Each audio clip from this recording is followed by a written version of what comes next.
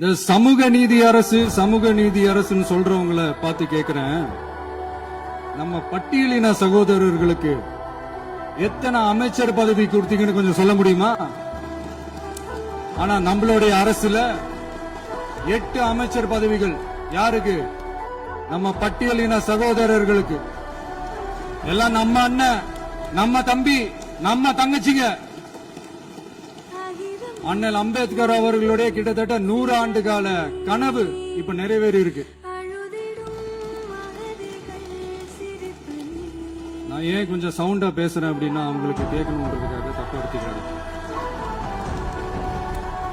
அதே மாதிரி பெண்களோட பாதுகாவலர் நாங்க தான் அப்படின்னு சொல்லிக்கிறவங்களை கேட்கிறேன், எத்தனை பெண்களுக்கு அமைச்சர் பதவியில இடம் கொடுத்தீங்க கொஞ்சம் சொல்ல முடியுமா?